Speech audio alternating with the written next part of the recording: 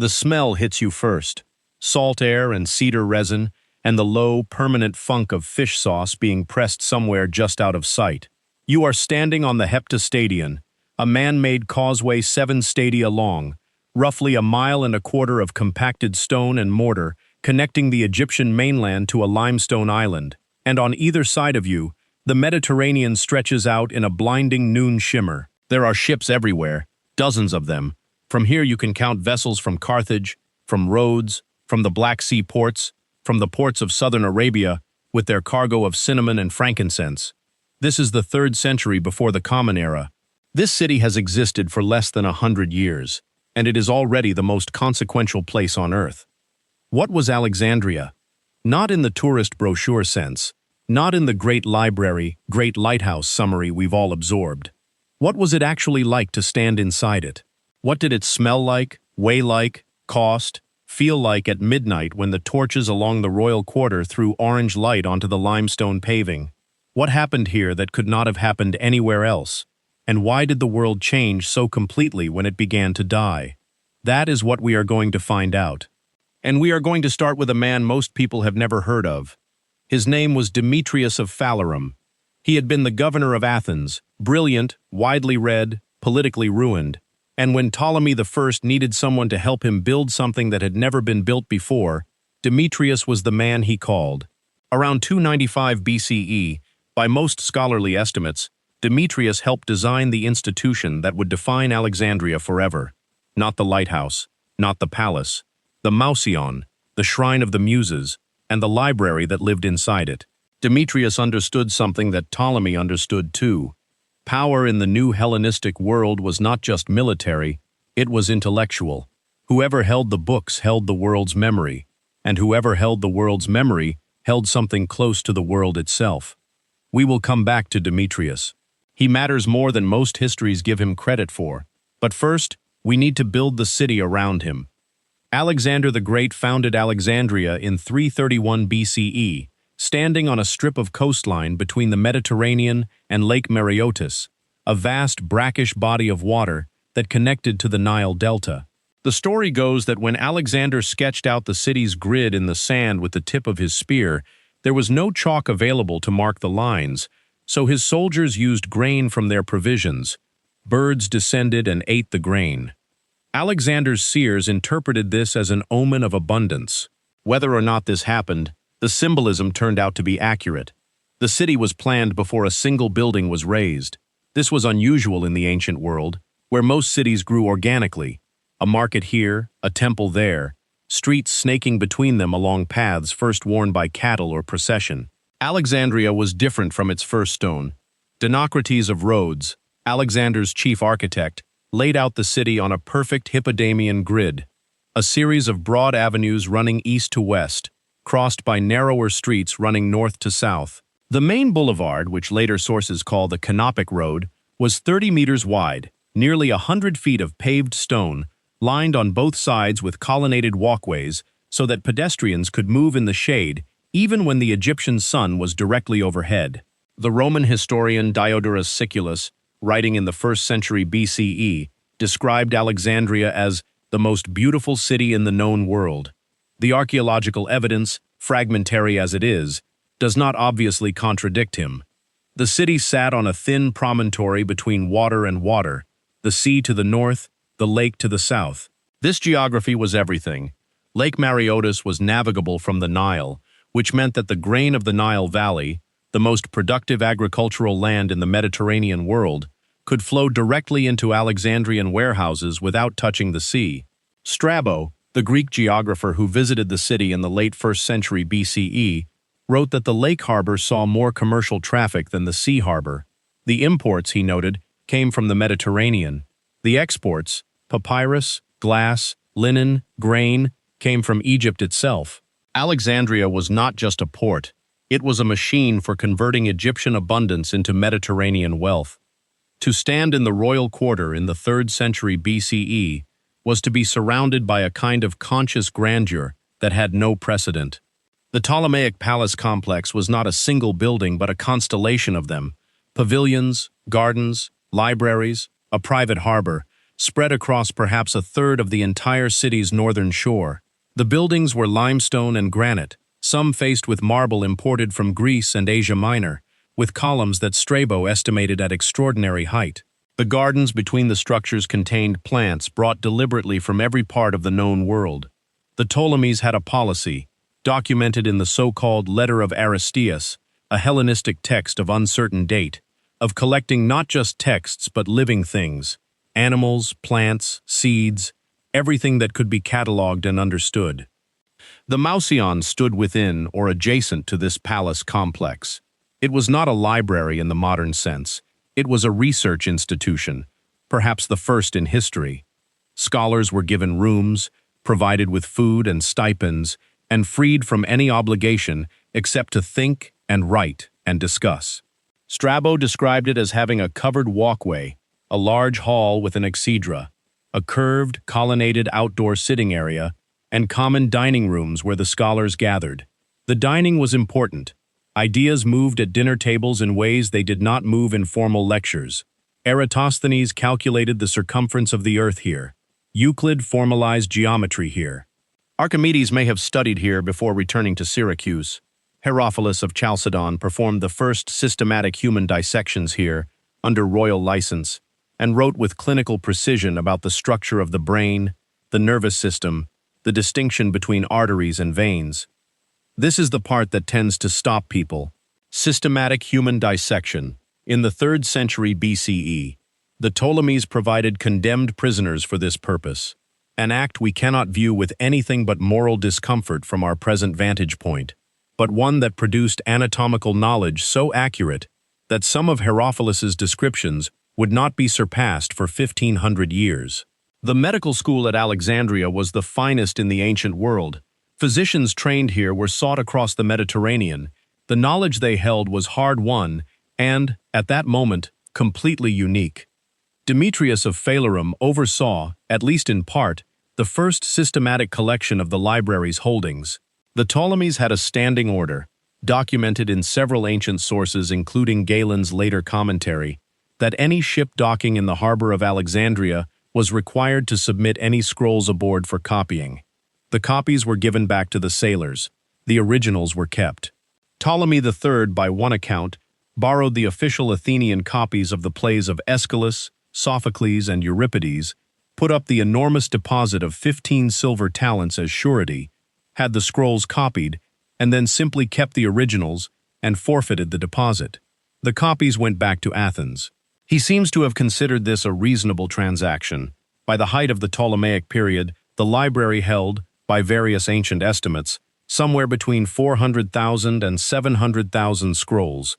Modern historians treat these numbers cautiously, but even at the lower bound, nothing else on earth came close. Walk away from the royal quarter, south through the grid streets. The air changes. The colonnades give way to narrower passages, the limestone to mud brick, the Greek to a polyglot tumble of Egyptian Demotic, Aramaic, Hebrew, the Punic-tinged Greek of Carthaginian traders. Alexandria was officially a Greek city. It had the institutions of a polis, a gymnasium, and a phlebion for training young men, but its population was almost certainly the most diverse in the ancient world. The Egyptian quarter, which ancient sources call the Rakotis, was the oldest continuously inhabited part of the site. Egyptian priests maintained their temples here. The god Serapis, an invented deity combining Osiris and Apis in a form acceptable to both Egyptians and Greeks, had his great Serapeum here, a temple complex sitting on an artificial hill with 100 steps, its interior once containing a subsidiary library of 40,000 scrolls. Jewish Alexandrians, who by the 1st century BCE may have numbered 100,000 people or more, were concentrated in what ancient sources call the Delta Quarter, in the northeast of the city. The Letter of Aristeas describes the translation of the Hebrew scriptures into Greek, the Septuagint, as occurring in Alexandria under Ptolemy II, an event with consequences still unfolding in the religious traditions of half the world. At street level, the sensory experience of Alexandria was dense and relentless. The Canopic Road was lined with statues and monuments brought from across Egypt, sphinxes, obelisks, the spoils of a civilization 3,000 years old, now conscripted to give the new city the weight of an ancient one. On the streets off the main boulevards, craftsmen worked in open-fronted shops, potters, weavers of the fine linen for which Egypt was famous, glassblowers whose workshops had recently pioneered a technique we now call glassblowing, or rather, their predecessors had pioneered core forming and mold pressing, while the blowpipe would come somewhat later. The papyrus workshops were particularly important. Egyptian papyrus, cut and pressed into sheets and scrolled, was the paper of the ancient Mediterranean world. Alexandria held the trade in a near monopoly. A Roman official writing home from Alexandria in the 1st century BCE would have written on Egyptian papyrus, with an Egyptian reed pen, sealed his letter with wax perhaps mixed with Egyptian frankincense, and handed it to a sailor who would carry it on a ship that had almost certainly spent time in an Alexandrian harbor. The lighthouse. We must talk about the lighthouse. It stood on the island of Pharos, connected to the mainland by the Heptastadion causeway, and by all ancient accounts, it was something that made travelers stop and simply stand there looking at it.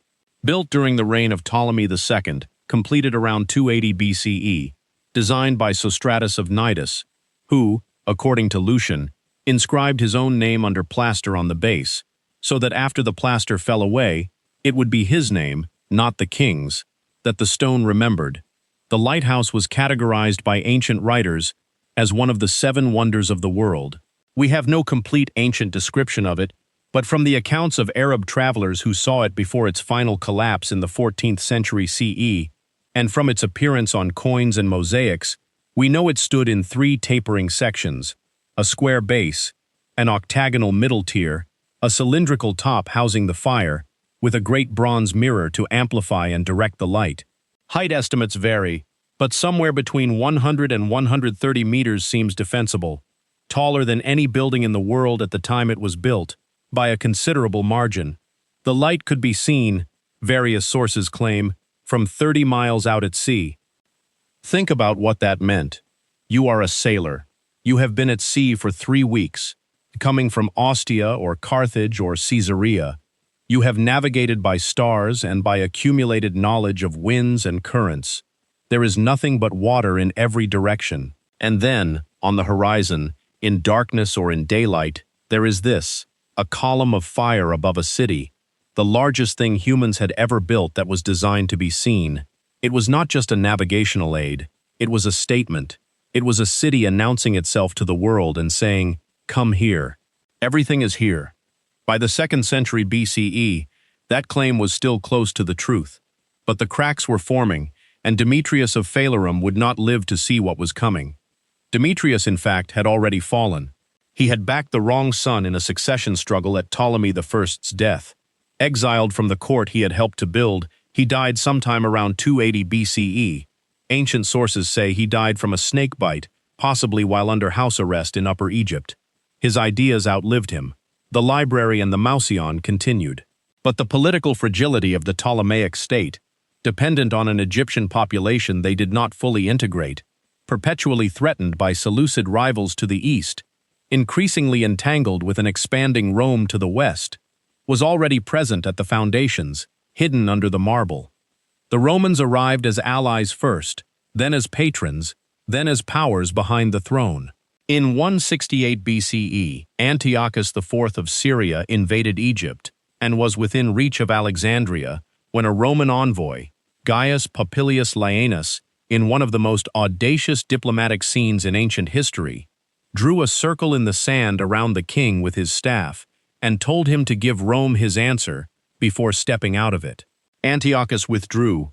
Rome had saved Alexandria, but Rome did not save things for free, and the Ptolemaic kings understood from that moment that their independence was conditional on Roman approval. The city itself, in this period, was still extraordinary.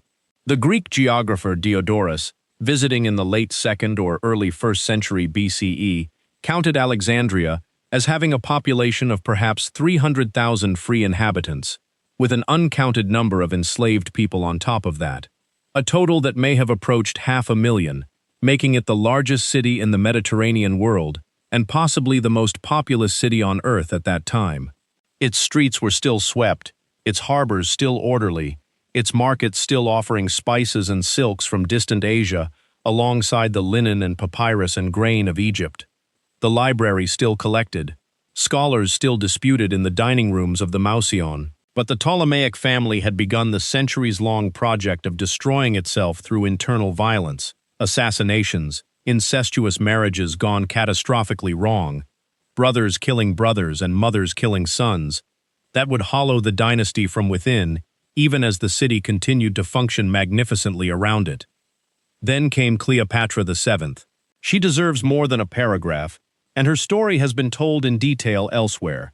But in the context of Alexandria, she matters as the last Ptolemaic ruler who could speak Egyptian, the only one in the dynasty's 300-year history who bothered to learn the language of the people they ruled, and who understood that the city's survival required playing Rome's competing factions against each other with precision that allowed no margin for error. She came within a few years of pulling it off. When she and Mark Antony were defeated by Octavian at the Battle of Actium in 31 BCE, Alexandria ceased to be a capital and became a conquest.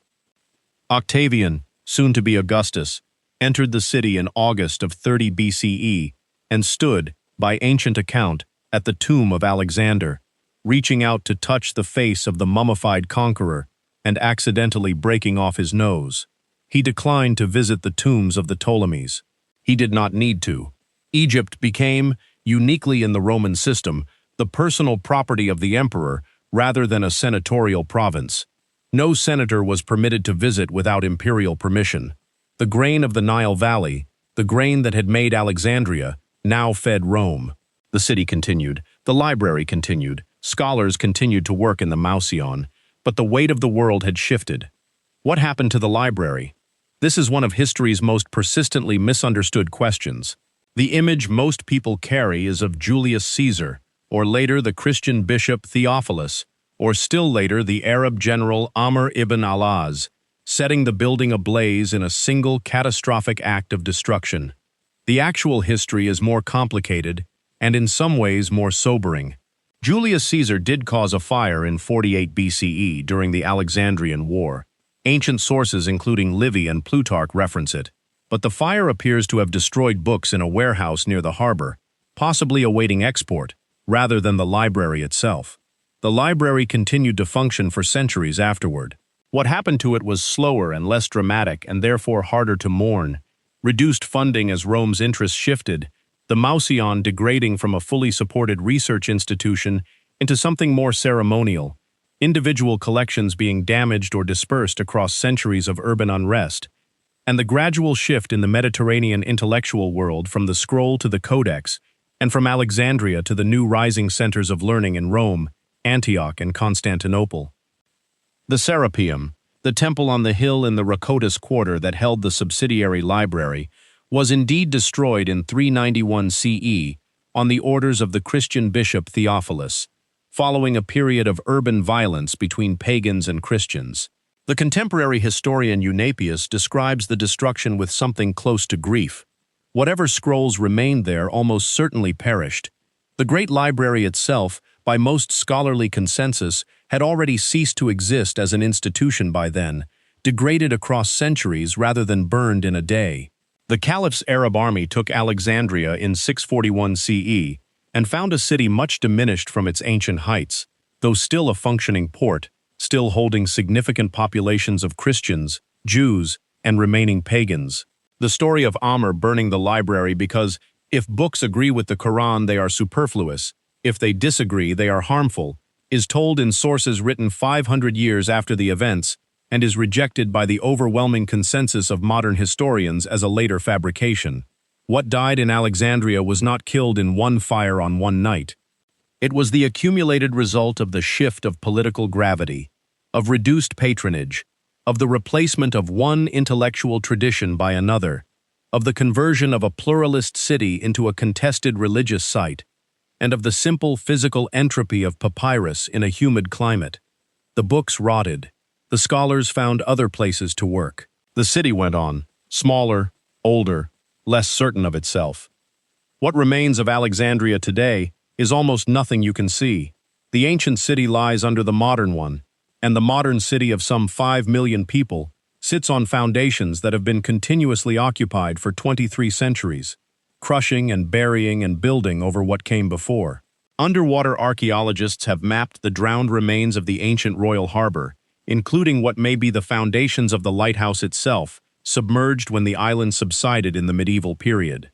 The Serapeum Hill survives, now topped by the Pompey's Pillar Monument, a Roman column misnamed by later tradition. Occasional excavations in the city have turned up mosaic floors, column bases, fragments of marble statuary. The bones of the greatest library in the ancient world lie somewhere under parking lots and apartment blocks, and the noise of a Mediterranean city that does not much think about what it is standing on. But here is the thing. The loss of Alexandria, the loss of what was stored in it, taught in it, thought inside it, is not simply a tragedy of destroyed objects.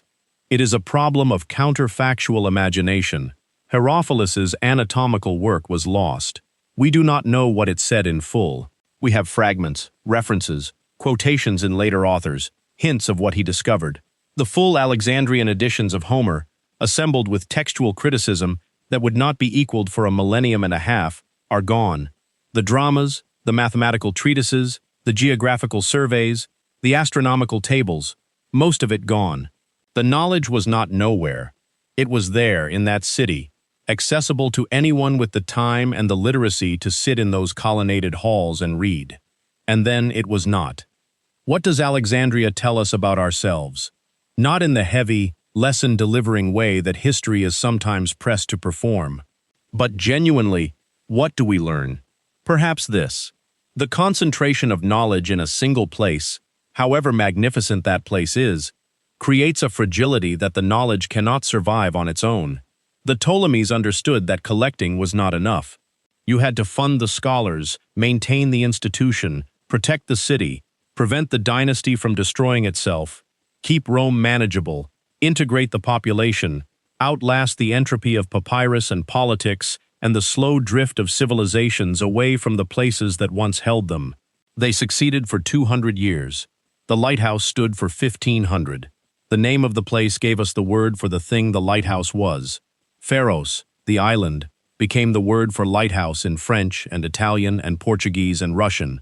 Faro, farol, mayak. A small linguistic memorial to something that could be seen from 30 miles away, that announced to the ancient world that a city had built itself into the darkness, and that the darkness, at least for a while, had pulled back. The last image I want to leave you with is not fire. It is Demetrius of Phalerum, at some point in those first years of the Mouseion, standing in the colonnaded walkway as the Egyptian sun went down over Lake Mareotis, and the last light turned the water the color of heated bronze. He was, at that moment, one of the most learned men alive, in the most book-filled building on earth, in the most extraordinary city that had yet been built. He had no way of knowing he would be exiled within a decade. He had no way of knowing the snake was coming. He had every reason to believe that what he was building would last as long as there were people to read. That is the particular grief of Alexandria. It was built by people who meant it to last forever, and they were not wrong about its importance, only about its permanence.